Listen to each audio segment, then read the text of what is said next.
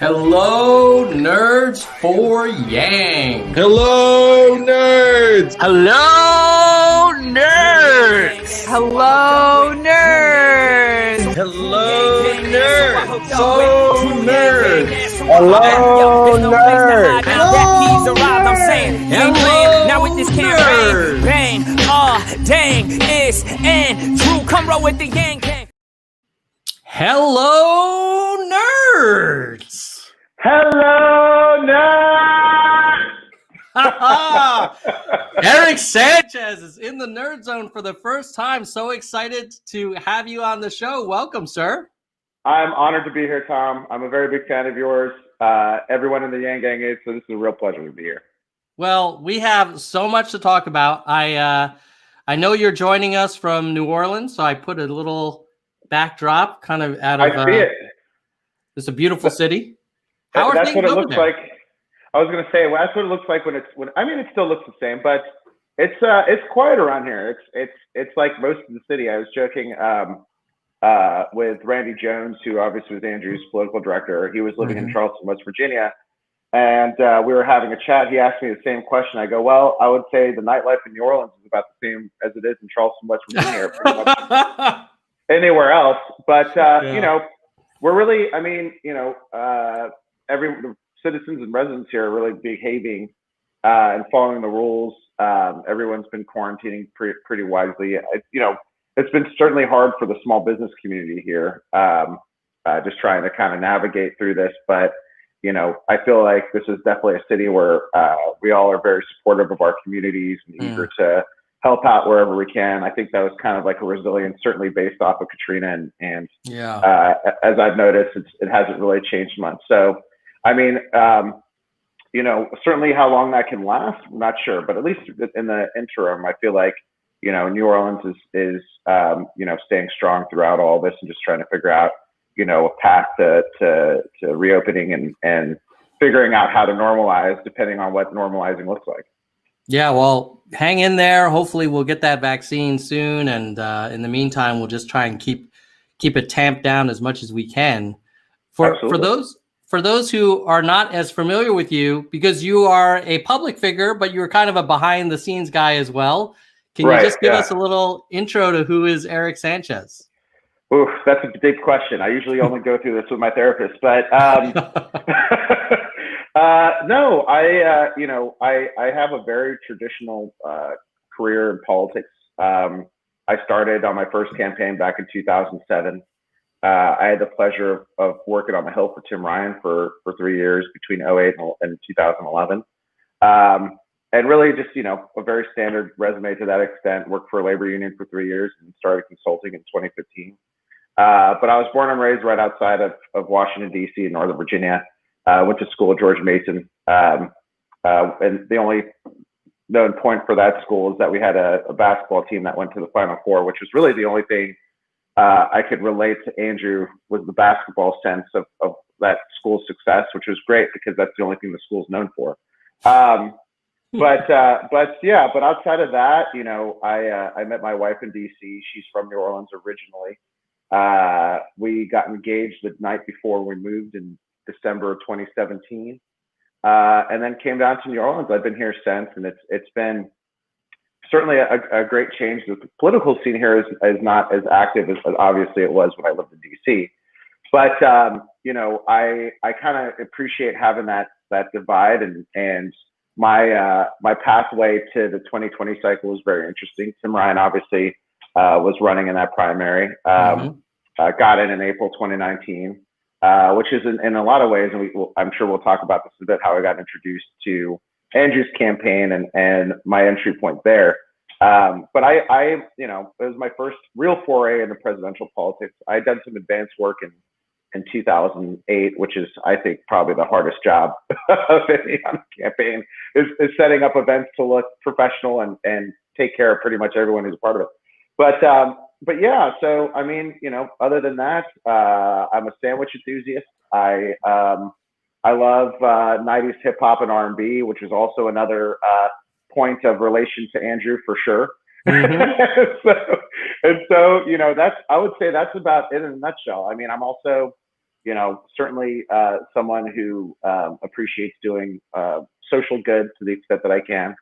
And that's kind of followed me more so in my later years as well. So, I've worked with some pretty incredible people over the years to help uplift some very interesting community projects. I think probably the most notable of which was persuading Chef Jose Andres to abandon his plans to open up a restaurant in his DC hotel. That was back in 2015. This was before Trump was really known as a political entity, but I already knew that he was a huge jerk after his announcement speech.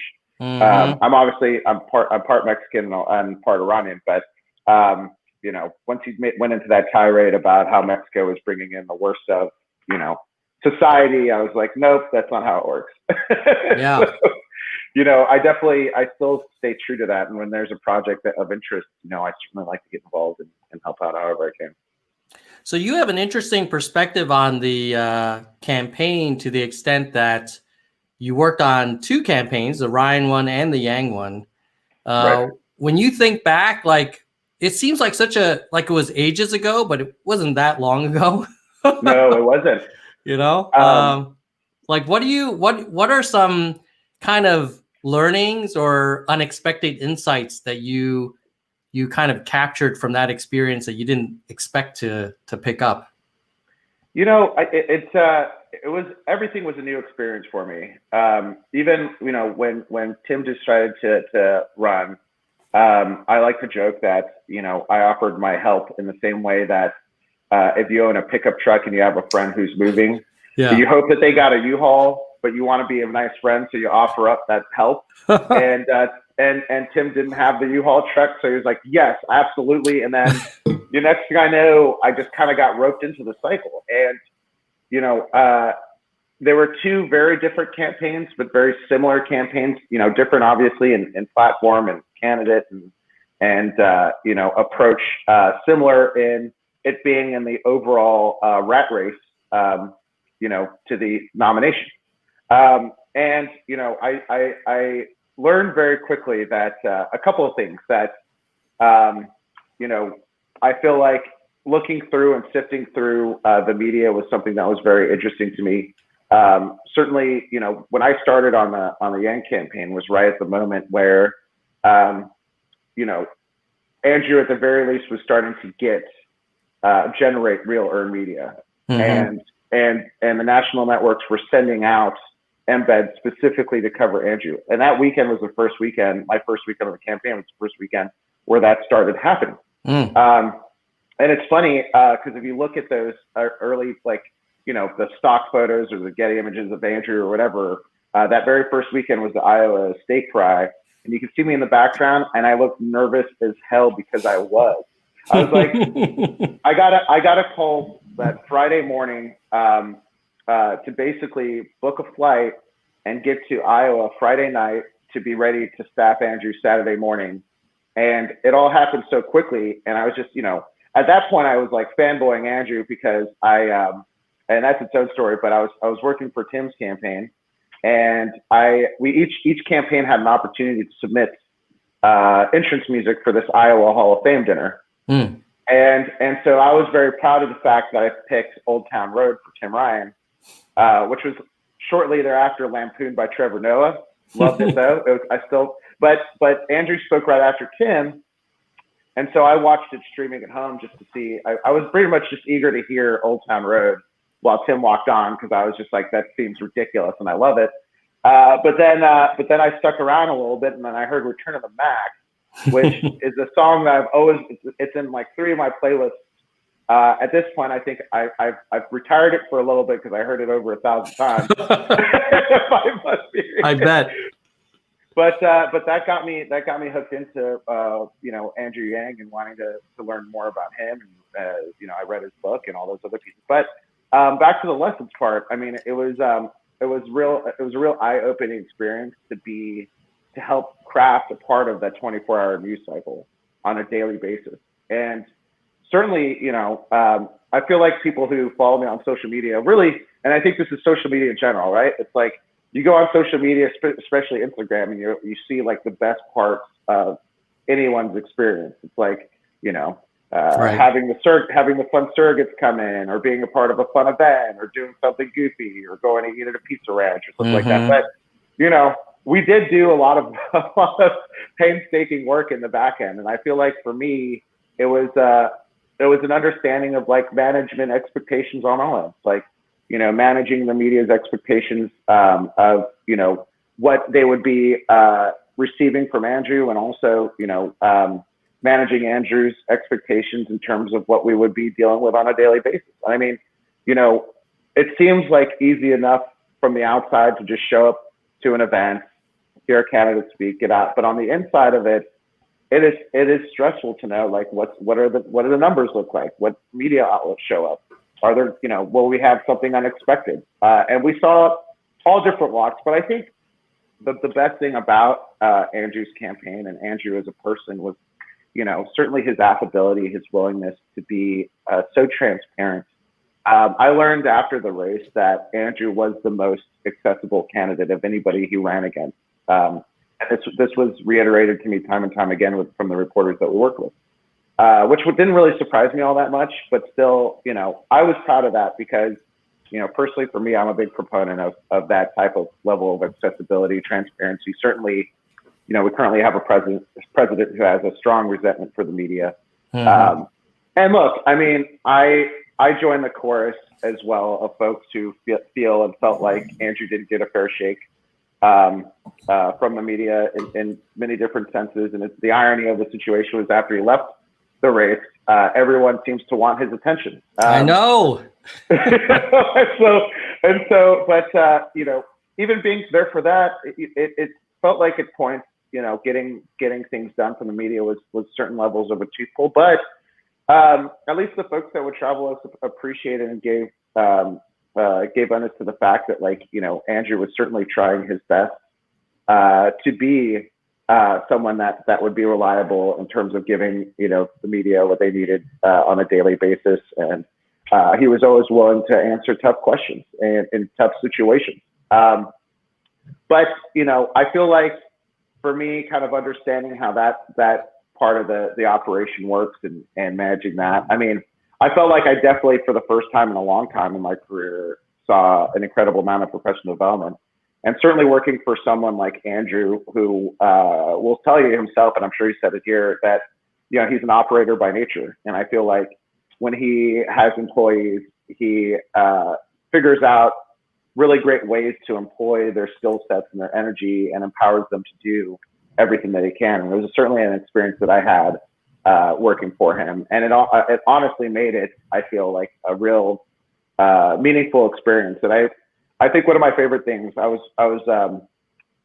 this was the first time I had on Andrew's campaign the chance to work with late night producers. And I bugged him on when I was working for Tim. It was a little bit harder, but as Andrew was really taking off, I had a chance to circle back with him and say, hey, you might remember me from Tim Ryan's campaign. I work for Andrew Yang now. And, right. And it still took some time. I got a lot of, well, we don't have time for him right now, but maybe later, and all that stuff. And it was literally like a courtship by email that took forever until I inevitably got some promises in. But again, it was all to the power of Andrew. I look back when we were doing the debates, I really wanted to try and get him an interview with Ellen, which is kind of ironic today, given everything that's going on over there. But, it took a while, but then I had a producer who went to the debates and offered us an opportunity for him to speak with a child reporter on behalf of the show. And because of how great he did there, they followed up and offered us an opportunity to go in studio. And I think Andrew was the only one, at least during the cycle, that had an opportunity with Ellen outside of Mayor Pete. And, Andrew would always ask me, he'd be like, Eric, on your scale of, epic bookings, like where would this rank? And I'm like, I would always be like, it's between a 9 and a 10, quite frankly. I've never been able to do this, or Kimmel or any of those other places. And I still look to them to fill out new opportunities, but I really enjoyed being able to have that growth. I mean, that's not something you get taught in school. It's really something you only have in the trial by fire, and particularly Andrew was an awesome catalyst to help me kind of, build off of my career at that point. One of the themes that came up during the campaign was how the media wasn't really covering Andrew as much as maybe a lot of us felt that they should have been. But it sounds like from your point of view, you were able to land some opportunities that were maybe above his weight class. How do you reconcile at least the perception that he wasn't getting a lot of coverage versus like getting on Ellen and stuff like that? Yeah, and I think that's a really good point. And I will say, like, I definitely agreed with the criticisms there. I mean, there was the report the other day that kind of showed, and there's been a conversation around how some of the clickbaity things kind of rang more true than the actual substantive platform pieces. And I think for Andrew in particular, and I don't even want, I don't have to name the network. We all know which one that we had our biggest beef with. But, there was an inherent disconnect, which was ironic because it came connected again as he was getting ready to exit the race. But, I do feel like in a lot of ways, and I feel like the media just didn't know what to do with Andrew Yang. Like, here's a guy who'd been running a race since it was January. He filed in November of 2017. I didn't even know who he was until June of 2019. And then out of nowhere, after a couple of really strong debate performances and a really crazy introduced concept at one of them, Andrew got kind of thrown into the limelight. I feel like, I feel like at least at first, we got a lot of leeway from the reporters that were traveling with us in terms of trying to understand, Andrew as a person, Andrew as a platform. But closer to when we were leading up and getting towards Iowa, I felt like we saw some more clarity there. But it was still frustrating to see the number of errors that happened. It's like, we have the traveling press with us. Why do you get Andrew's name wrong? Why do you get his picture wrong? Why do you omit him from fundraising numbers when you know that he did better than some of these other candidates? Like, what's the basis for this? And, I would hope that at the very least, and I feel like this will definitely be the case. Like the next time Andrew decides he wants to get into the public foray in an electoral setting, I feel strongly that we won't be facing the problems that we did the first time around.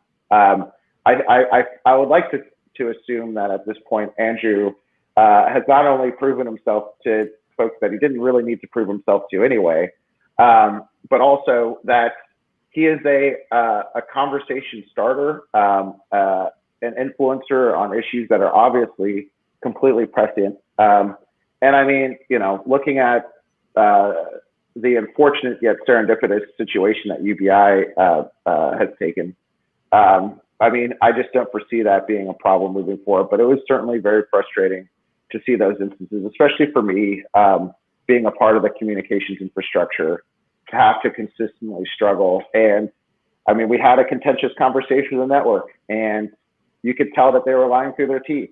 And, I mean, it was just so abundantly obvious, like, hey, look, this is where we want to see things, and this is where you guys are doing things, and don't crap on our faces and just, tell us it's a hamburger patty. That's not the case at all. Like, it's absolutely, like, it was skewed, it was unfair. And, to a certain extent, it is a tragedy how the new media model is made up. But I think also within that structure where they're looking for those click rates, they came to realize that via the Yang Gang, that it was incumbent upon them to interview Andrew because they would get, certainly the digital attention more so than anybody else. And so I think that was something that, as we were learning how to understand the media, they were learning how to understand Andrew. But I still feel like mitigating those two worlds in terms of getting different pieces of attention and then also bringing that back. I mean, being a candidate in the field at that time, even in the late fall, we were looking at somewhere between 15 and 20 candidates, I feel, somewhere around there. It was hard. Everyone was punching up for attention. But I think, as things came to be, those outlets started noticing the digital strength of Andrew, and also just the type of thoughtful conversation they would have with him. I was I was meeting with one reporter who was kind of, and we were talking about the conversation of the criticism that Andrew got in terms of diversity within the leadership of the campaign. And, you know, she told me that she really appreciated how Andrew didn't really skirt by, but tackled the issue head on, and went on to say, look, you know, my campaign's leadership isn't representative of the diversity of our country, and that's part of the problem that we're looking to try and get to a better point. But, you know, the way that certainly like campaigning works and staffing up for these pieces, when you have as many options as that, like it's hard to be able to determine how you'll be able to find the talent to staff those campaigns and all those other pieces. He gave a really brutally honest answer that was refreshing for them. And he also, you know, and true Andrew form, would take the time to get to know these folks and know about their lives and know about their spouses and their dogs and everything else. So, you know, it was a rocky road at a lot of points. And I mean, I feel like I would chalk some of that up to just a part of the unfortunate business of working within that industry and the scope of. But I know for certain at this point, if we were in another situation or format, Andrew would not have some of the hurdles he had in his very first race. What do you think was the root cause for some of the networks having such a pattern of underreporting or misreporting? Like, do you think it was just incompetence, or was it unconscious bias, or do you think it was actually like, you know, a conscious decision on their part? I would have to pick. I wouldn't say incompetence. You know, the journalists that traveled with us certainly knew the job that they were doing, and obviously had the experience to be able to execute it well and fairly, and that was never a problem. I think, you know, obviously what happens on the headquarters side in terms of covering certainly a race where you have, you know, the largest field in Democratic history. I'm sure there are conversations that are had up top in terms of, you know, what should we be focusing on and what should we dial back on. And certainly for months and months, the conversation never included Andrew. Yeah. And, you know, as they're waiting to determine viability. And I think, you know, it's hard enough at any other level of race, but certainly at the presidential level, when you have so many folks. And I feel like certainly, I'm sure for the networks, they were waiting to see the field thin out a bit before getting there. But certainly when it didn't, I'm sure it created a dilemma. It's like, well, we're heading into Iowa with, you know, roughly over a dozen candidates, and now we need to figure out how we're going to mitigate all this, you know? And I will say, you know, for Andrew's part, he always figured out a new way to make it interesting and offered red meat to you know, the traveling press, whether it was through the endorsements, whether it was through platform rollouts,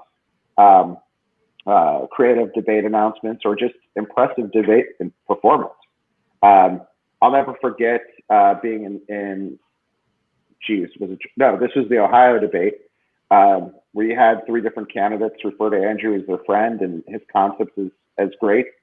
You know, and that was where we started finally seeing the shift, where that was there. But still, you know, I feel like for those traditional media networks, they still probably, at least in their headquarters offices, found a dilemma in terms of whether or not to give Andrew, you know, the same billing and time as you know, either Joe or some of the other presumed front runners. But I will say to that same vein, I was disheartened in a lot of ways about some of the things I had to, or the correspondence I saw come out from different pieces. I will say anecdotally, there was a magazine whose name I won't mention that I pursued very heavily in working towards the concept of a Andrew Yang cover story. And it was based off of his, you know, certainly the momentum he was building going into Iowa. The fact that, you know, you had other candidates aligning with him. The endorsers that were coming in were of certain influence. I mean, Andrew was the first presidential candidate that Dave Chappelle ever endorsed. Mm-hmm. In fact, like if you look at the FEC reports, I think up until that point, David only, I think, donated $500 to $1,000 to like the Maryland Democratic Party years ago. The first candidate that Donald Glover ever endorsed, and these are, relevant, real endorsers that have real cultural value and gravitas. And so I put that argument out there because there were some other candidates, one of which who had dropped out at that point, who had seen covered stories. And the response I got from the outlet was, if Andrew Yang wins Iowa and New Hampshire, then maybe we can have a conversation. And honestly, Tom, I just didn't respond to that email. I was like, okay. I was like, all right, whatever. if that's how it's going to be, I'm just not going to even try with this, and we'll see. Maybe after the race is done, and I feel like it could be a possibility at some point here in the future. But that was just seeing that, and then seeing the reality of the situation to the point of both you and the folks who are frustrated. That it was frustrating for me. I'm just like, this guy deserves the attention that he's been working so hard for, months for, and there were successes, but there were pieces that I wish parcels of the media would have paid more attention to. I hope you saved that email, man. I'm not one to hold grudges, but when they ask again, when Andrew's like kind of a big deal, I might be tempted to forward it to them and be like, well, according to your requirements, he had to win Iowa and New Hampshire. Not only do I still have it, it's also like seared in my memory, like in a tattoo, but like under my skin. I can't like get that one out of my head. I remember just being like so just kind of like deflated after that. I was like, what? Like you would never hold that standard for any of the other candidates. So for some reason, when it's Andrew, this is what we're having to face. It's tough. But I'm not a grudge person, but I also am like, I won't forget that though. Maybe you could be like Michael Jordan. You can use it to like empower you to fight harder when the next fight comes up. That's actually the way that I honestly put it. And I think that my counterparts, certainly on other campaigns, would not have been able to have such a calm head as I did. I certainly saw examples of that from other campaigns that were really aggressive towards the media. In my perspective, though, I just wanted to do my job in the way that Andrew carried himself, with dignity and grace, and that was really my objective in terms of how I also worked with the media and all those other pieces. And I found it to be a model that I felt worked well. Trumper for Yang has an interesting question about Andrew's image, like going from the completely kind of real, like, oh my God, is he really running for office? Did he just say the F word? Right. to sort of a more kind of mainstream friendly version, and the advisor, like his team of advisors, like kind of becoming more experienced and established. What do you think about finding that balance, and how you guys thought about that? Yeah, no, I think that's a great question. And I felt like certainly there was an internal conversation to not necessarily make Andrew change the way that he presented the platform himself. All those stayed relatively normal, but there was an effort to put more of a professional sheen over the operation, whether it was what our events look like. I feel like for a lot of the parts, it was more of the aesthetic than the actual vibe of the candidate himself. I mean, certainly Andrew would never compromise his values or his approach for anyone or anything, which is one of the things I really respect about him. But it did have a different feel, certainly, as we got more resources, and those resources translated into paid media, and looking at the difference between like Andrew's LA rally, where he said that this was a game of rock, paper, scissors. Oh, yeah. And Donald Trump, what did he say? Donald Trump was scissors and he was the quote fucking rock. Yeah. and then looking at the really well-made ads that were running in Iowa and New Hampshire, it definitely was quite a stark transition. In terms of whether it helped or hurt, I mean, it is difficult because I mean we are especially in the early states, the voter base there is very well intelligent into what's happening in the scope of the cycle. I mean, they're literally just pummeled with this information and those pieces all day. The voting demographics are different. Certainly, like, I felt like I don't want to call it disruptive nature, but like, basically his approach certainly, I think, disrupted the cycle in all the better ways. And I don't think he ultimately sacrificed a lot of that, but as we got closer to election day, we kind of took the opportunity to evaluate what the other campaigns were doing. And at the very least, we wanted to show our competitiveness in an operation that let folks know, like, this is a real campaign. We are a resource. Even if you don't buy into the concept of UBI, which a lot of people didn't at the time, at least understand, like, this is, Andrew is a true professional with real business experience that knows how to operate and is willing to show real leadership. Mm-hmm. I personally was drawn into the campaign because of a single, like I mentioned earlier, R&B song. And I loved his just like willingness to do things you wouldn't see other candidates do. And I thought it was hysterical when critics would say, "Oh, he's just placating. He's in a church chorus right now, or he's skateboarding. Like he's just trying too hard." I'm like, that's not him trying too hard. That's just Andrew being Andrew. Mm-hmm. that's his spirit by nature. He, and the way that he tells the story, Ray Buckley, the chairman of the New Hampshire Democratic Party, his advice to Andrew going into the race was not to take things too seriously, and that the day that he stopped having fun was the day that he would start losing. And if you look at how some of the other candidates flamed out, mm-hmm. and you'd see stories come out about all the internal strife in campaigns, and certainly, before Andrew's campaign, I'd been in campaign settings that, saw really terrible infighting, that saw mutinies, and other things. And a sad part that generally comes with the territory. I mean, you're a part of these startups that hire very quickly.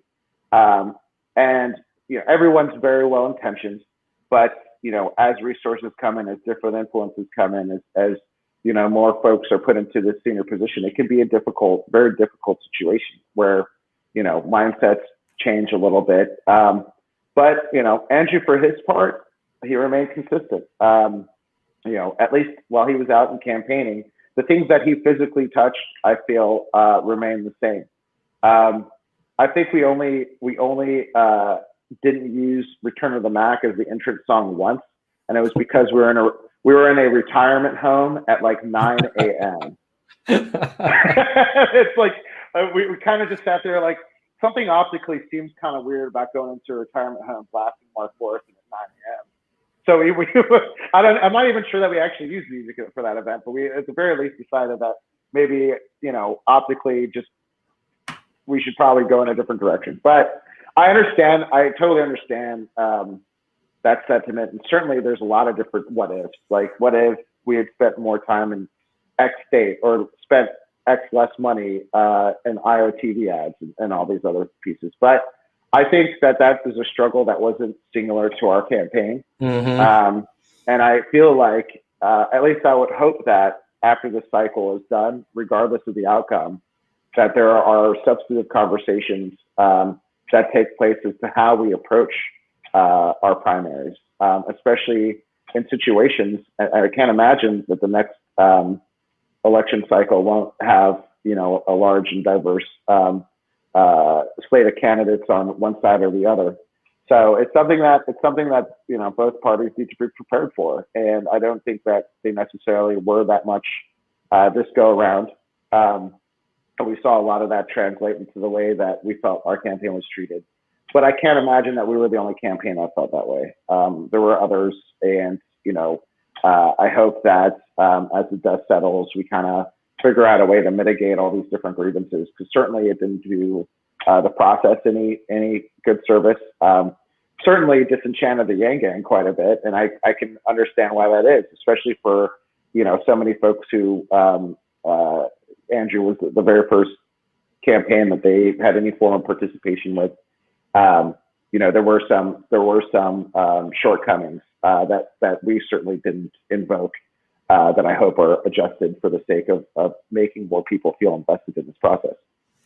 Yeah, as much as I love the kind of informal Andrew, I remember looking at the polling numbers for older voters and, noticing that there was less support from older voters and also some comments anecdotally from older voters saying, well, I wish you wouldn't swear so much, or, I wish you were more presidential. And I don't know. I kind of feel like if you want to win the game, you have to find a path that you can attract everyone, and not just folks like, us on Twitter and YouTube, but you do have to reach out to those folks in retirement communities or, baby boomers. And like those are major swaths of the voting population. And, if you look at Iowa and New Hampshire, those are the people that came out. The young people didn't show up. Yeah. I mean, thanks for the Twitter and all that, but you have to actually go to the polls. Right. And I feel like for the most part, young professional, the young professional communities in Iowa and New Hampshire aren't as robust as they are in places like California and other states. I feel like if we're earlier in the process, we probably would have seen better results. It's just, I chuckled. So, I voted not too long ago last month in the Louisiana primary, where Andrew came in, I believe, 5th, which was better than we ended up in Iowa. And Andrew spent $0 and 0 cents and 0 minutes of time in the state. Yeah. It's like, man, this process is just screwed up. That's nuts. That's nuts. Yeah. Tell me a little bit about the decision to suspend. I mean, you were in the room where it happens, as they say. What was that like? I will say, and this is just a testament to Andrew, and he mentioned it in his speech going out. Like, when the writing was on the wall and it didn't look like there was a pathway to victory, Andrew was, dignity first and really humanity first. And, when he saw that would be the case, made a quick decision to say, look, I don't want to waste anybody's time. I don't want to waste folks' resources. And certainly, a campaign that had such grassroots enthusiasm, where anywhere we traveled, for some reason, I kept seeing like some of our same, like, most ardent supporters show up. I'm like, we flew from Iowa to New Hampshire. How'd you get to New Hampshire? Like, what's going on? Where's all this abundance of time coming from? Yeah.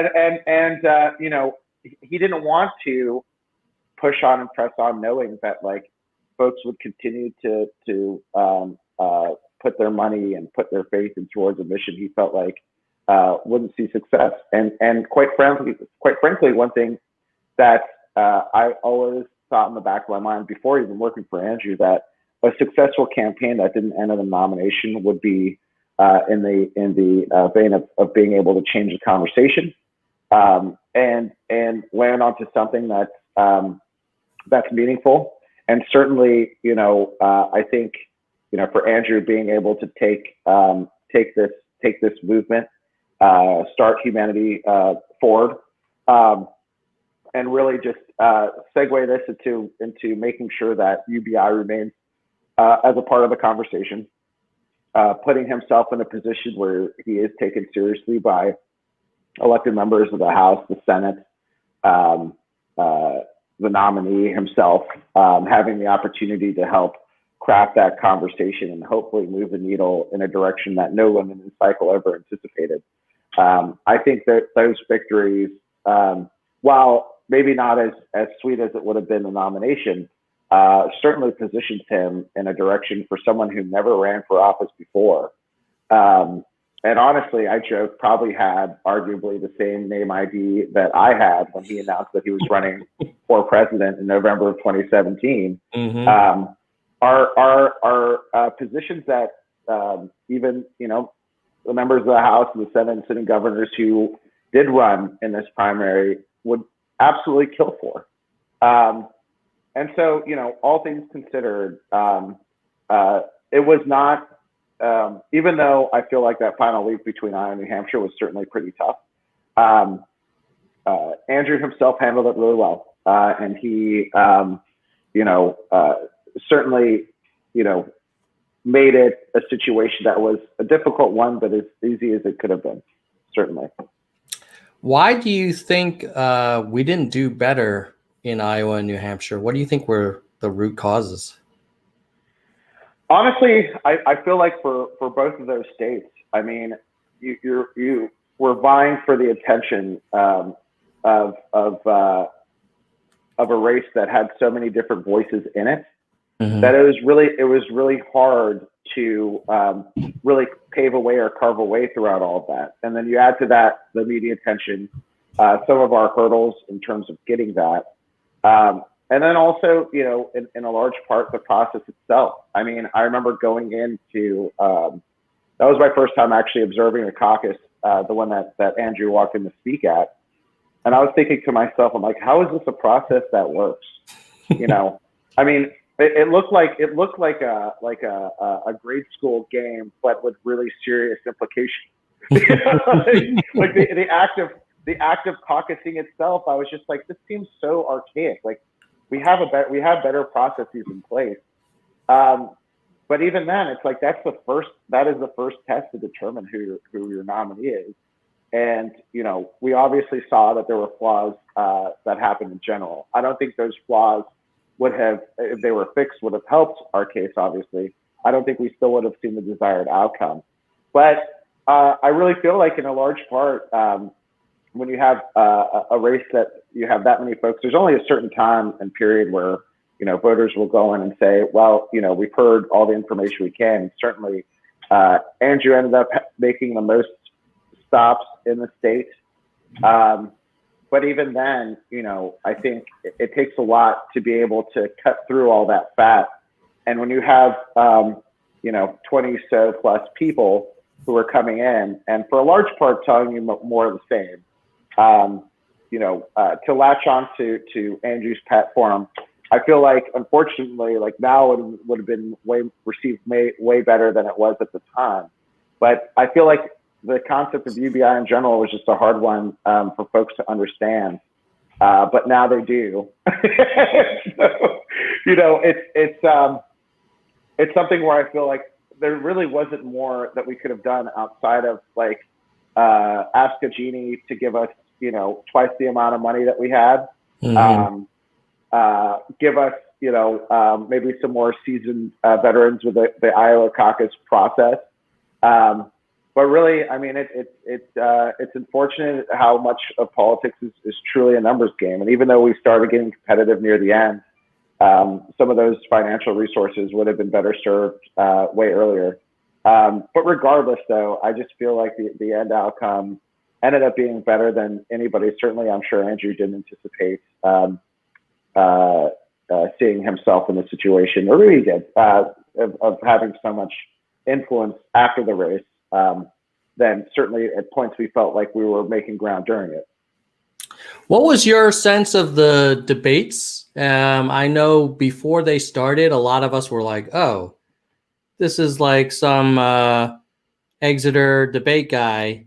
He should rock that shit. Well, yeah, I mean, it was great because I thought he did. I personally, the debates always gave me a great chuckle. One of my favorite things that I loved during the cycle was we participated in these staff walkthroughs that happened like I want to say a day or two before each debate, mm-hmm. And it felt like kind of like the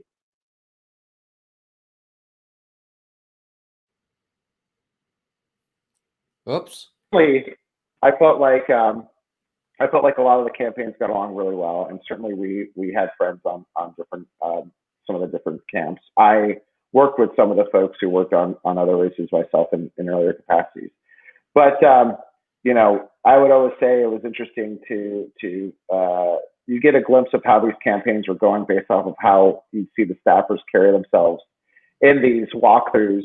And we would go on the stage, and I absolutely love the fact that Andrew didn't care about things like wearing a tie and like the traditional political mind.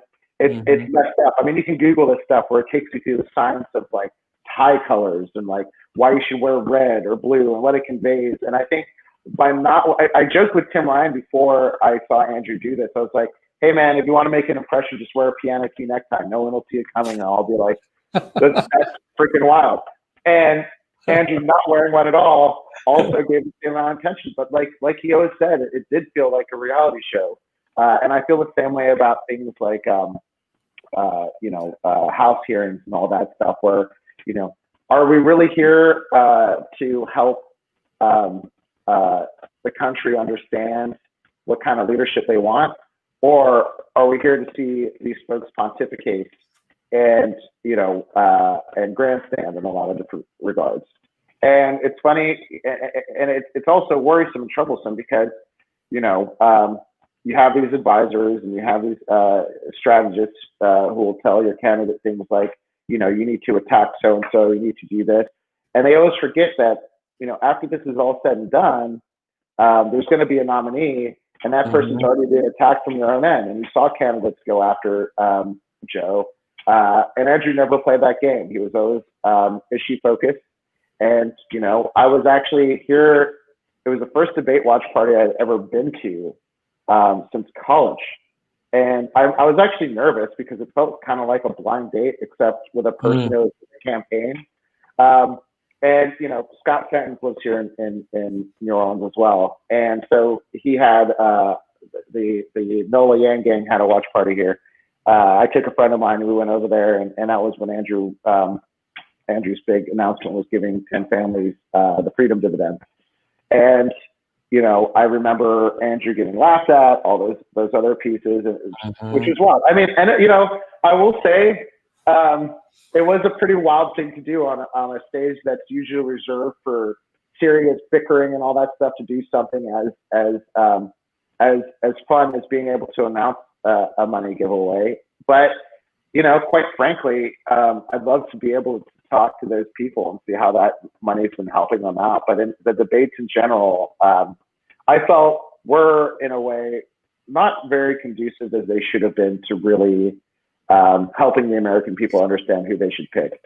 I felt like, especially in the early stages, the candidates who did make the stage just used it as an opportunity to get to the next stage.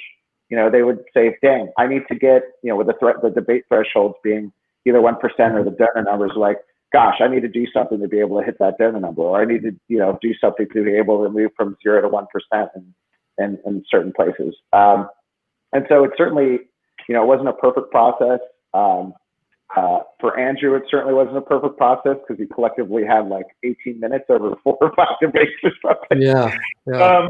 But man, leave it to Andrew Yang. Again, the operator's mindset to take that limited amount of time and literally make more out of it than the candidates who had 2 or 3 times the amount of time to speak. So, that was another head-banging piece of frustration. But, I'm glad that Andrew, to his credit, didn't let it shake his positivity, not even one bit. He would leave those stages and just be eager and ready to continue campaigning. Do you think he could have done anything to get more time, or did the team talk to the organizers, say, hey, our candidate has a history of not getting asked any freaking questions. Can you try and make sure this is fair? Like, I'm sure those happen. Like, tell us a little bit about how the campaign and the team tried to make sure he got fair treatment. Well, Tom, Zach Grauman.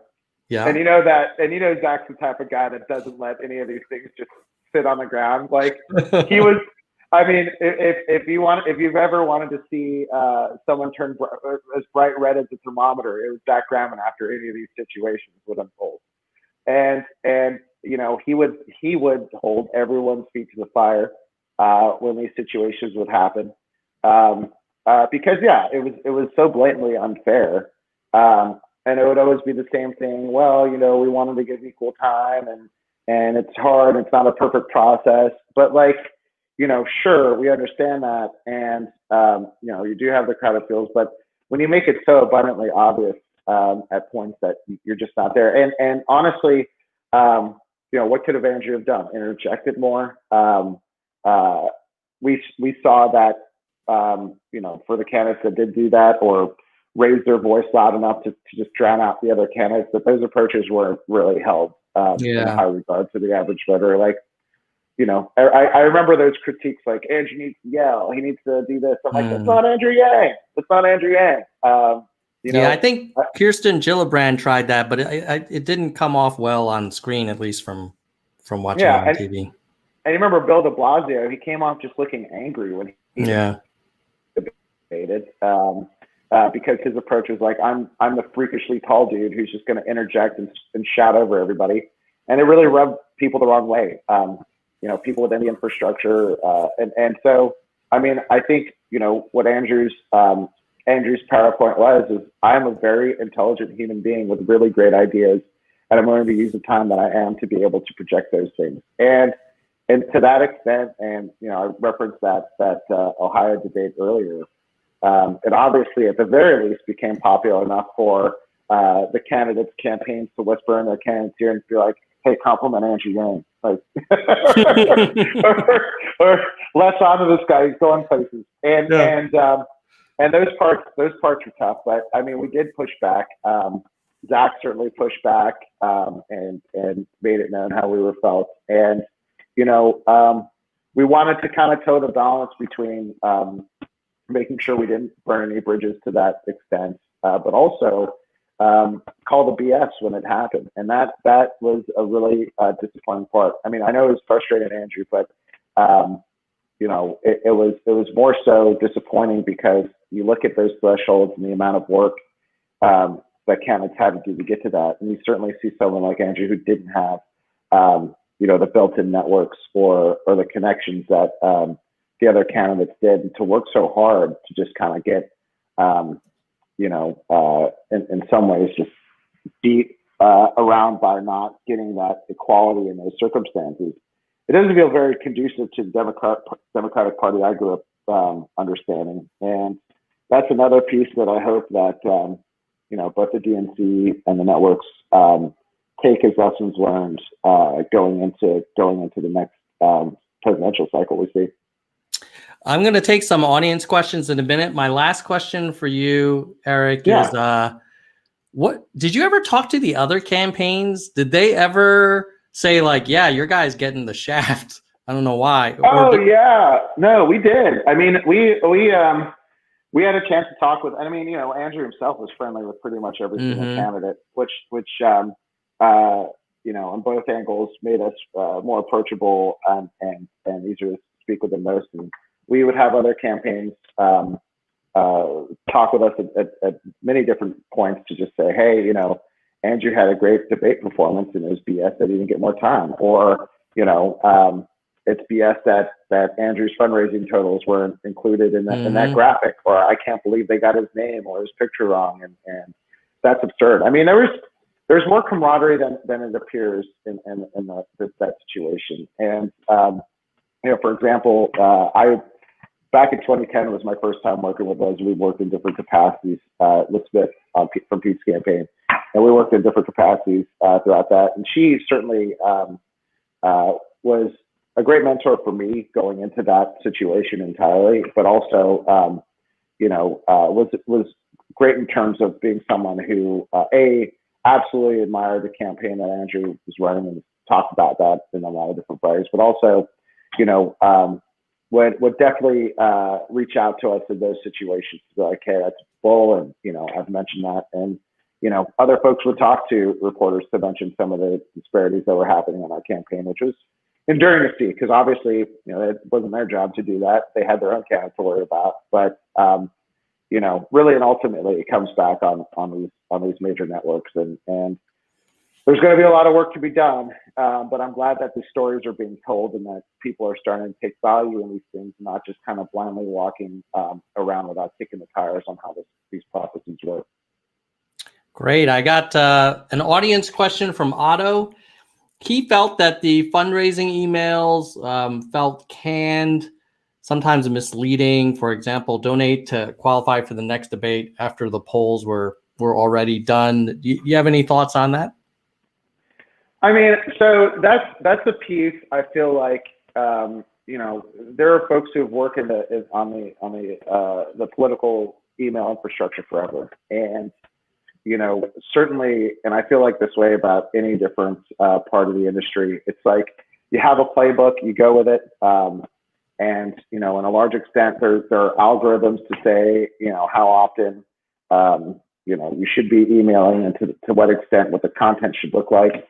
After a while, a lot of that stuff does feel canned, but I guess the science suggests that that's the direction that you're supposed to take with these emails. Now, in terms of it feeling misleading or other pieces like that, I really can't speak to that a whole lot. I would say that even approaching deadlines, a lot of candidates will use certain I don't want to call them gimmicks, but at the very least, ways to kind of grasp new donors and new interest, and just show basically the importance and in a lot of ways just the urgency of getting towards certain fundraising goals. Mm-hmm. And kind of again to what I was talking about with those debate thresholds, the way those things were constructed just made, instead of what I thought was the purpose of having these early states so that candidates could really just focus on campaigning in those states and reserve their resources to do that, I felt like a lot of candidates were more focused on hitting those thresholds. And to that extent, it's like, I feel like candidates were doing things that they wouldn't normally do in a setting like this. I mean, looking back at some of the giveaways, like, I don't want to say that certainly it was beneath some of the candidates, but it's like, we're taking shots with senators. We're cooking paella with members of Congress. Like, I'm like, this is not how it's supposed to be. So yeah, I mean, that's a part of, like, as they call it, the collective sausage making process that for those that are paying attention, it does feel a little bit hokey, but to get a campaign operating, it unfortunately takes a whole lot of money. And in order to get there, you have to create an urgency. And certainly I know for a fact, Andrew wouldn't want content out there that feels disingenuous, but he also is a big believer in trusting the experts and empowering them to do the right job. So yeah, that's a tough one. Well, Erick, I know we're out of time, but we'll have to have you back on to talk about the future. I'm as excited, maybe more excited about 2024 than 2020. So there's a lot of big changes coming soon, I'm guessing, right? Absolutely. I mean, look, I will say this the next couple of months are going to be interesting. No one anticipated a completely remote campaign for the presidency, and certainly I don't think either camp is comfortable in the position that they're at. And I always envision that if we weren't in quarantine, Andrew would likely be out either campaigning on behalf of his endorsed candidates or campaigning towards a general. So we'll have to see how things shake out. I mean, for Andrew, he pretty much is living in a limitless situation where his opportunities are abundant, and whether it's giving money out through Humanity Forward, or perhaps going towards elected office, or perhaps another presidential, whatever Andrew does next, at least we have all these great learning lessons and incredible people like you, Tom, to help lift that next step up. And I mean, I feel like your job has in some ways started, but hasn't yet started, because we're going to have a lot more to do. Oh yeah, my friend. I intend for us to be on the air for many, many years until sure. It's gonna be a long marathon, but it'll be worth it at the end. Absolutely, and obviously, I know Andrew feels this way. I certainly do, and everyone in the ethos really appreciates all the great work that you do. Just basically uplifting this important platform, and I feel like when the history is told of the people that were doing great things in order to help our country, Tom, certainly you're on that list for sure.